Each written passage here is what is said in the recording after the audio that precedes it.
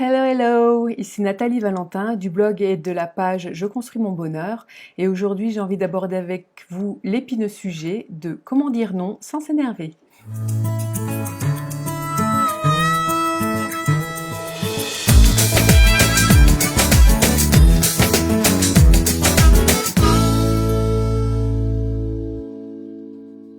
Alors, avant de pouvoir dire non, vous allez déjà avoir besoin de savoir ce à quoi vous dites oui. Donc, vous pouvez vous poser par exemple les questions tout simplement, qu'est-ce que je veux vraiment? Quel est mon objectif? Et aussi, vous allez avoir besoin de bien connaître vos seuils de tolérance, parce que il y a peut-être des situations qui vous dérangent pas trop, mais il y a des moments, si on pousse trop loin, ben là, ça va plus du tout en fait. Donc voilà, il est vraiment important de bien connaître son seuil de tolérance et de l'anticiper en fait le plus possible pour pouvoir dire du coup, avant que ça dégénère aux personnes que non, non, là on va s'arrêter, pause, ça me va pas du tout.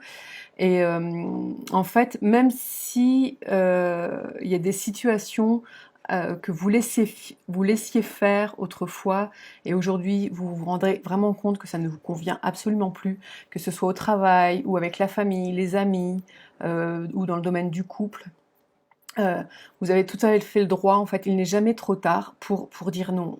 Et ce que vous pouvez dire, par exemple, du coup, à votre entourage, ça va être jusqu'à présent, j'ai accepté de faire ceci, ou qu'il se passe cela, ou que ça fonctionne comme cela. Mais aujourd'hui, je me rends compte que cela ne me convient plus. Et voici ce que je propose. Et là, vous faites une proposition, et juste après, vous le demandez, et qu'est-ce que tu en penses, comment tu te sens avec ça, enfin voilà, vous vérifiez la réaction de la personne, qu'est-ce qu'elle en pense, etc. Et voir ce qu'elle vous dit aussi. Déjà, si vous lui posez la question, elle va voir que vous la prenez en compte, et du coup, la conversation devrait mieux se passer. Euh, Aussi, l'intérêt de discuter avec elle, bien sûr, c'est de vérifier aussi, peut-être qu'elle elle a d'autres des besoins qui ont aussi besoin d'être nourris. Et à ce moment-là, vous pouvez négocier et essayer de voir à trouver un nouveau fonctionnement qui réponde à la fois à vos besoins et à la fois aux siens, en fait. Donc c'est vraiment important de discuter, et pour pouvoir discuter, bien sûr, il ne faut pas attendre d'être au bord de l'explosion, parce que ça, généralement, c'est un petit peu trop tard. Aussi, pour éviter d'arriver justement à ce seuil où on est au bord de l'explosion, l'idée, c'est vraiment de dire des petits noms régulièrement, plutôt que d'avoir à dire des gros noms. Ah, aussi une chose qui va être très importante, du coup, quand vous dites non, vous parlez de vous, en fait, de vos besoins, de vos valeurs. Évitez au plus d'être à dire tu fais ceci parce que tu fais cela, ou tu es comme ceci, tu es comme cela, parce que là, on est forcément dans l'accusation, et forcément, c'est mal reçu. Et ce que vous pouvez lui dire aussi, c'est ah, je sais que tu comptais sur moi, mais je ne peux vraiment pas accepter. Si vous avez du mal à dire non, de vous préparer un peu des phrases prêtes à l'emploi comme celle-ci, ça pourra vraiment aussi vous aider. Donc là, de ce que je viens de dire, vous vous rendez compte aussi qu'en fait, il est vraiment important pour vous de développer l'écoute de vous, en fait, de vos émotions, de vos ressentis dans le corps.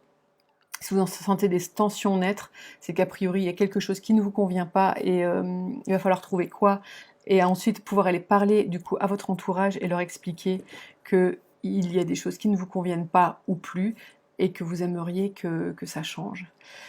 Aussi, si vous étiez vraiment cette personne qui disait toujours oui, ça va peut-être faire un peu bizarre à votre entourage que vous commenciez à dire non. Alors, ils vont peut-être commencer à faire du chantage affectif, ou alors ils vont être insistants, etc.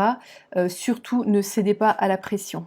Répétez sans cesse votre réponse, je ne peux pas parce que je suis fatiguée, ou parce que j'ai besoin de ceci, j'ai besoin de cela, et vous insistez, vous restez vraiment sur votre non, à parler de vous bien sûr, et voilà. Évitez de faire des exceptions, parce que vous perdrez très vite de votre crédibilité. J'espère que ces quelques conseils pour apprendre à dire non sans s'énerver vous seront utiles. N'hésitez pas à partager cette vidéo à vos amis si elles peuvent leur être utiles, à la commenter, à la liker. Bonne journée à tous, au revoir!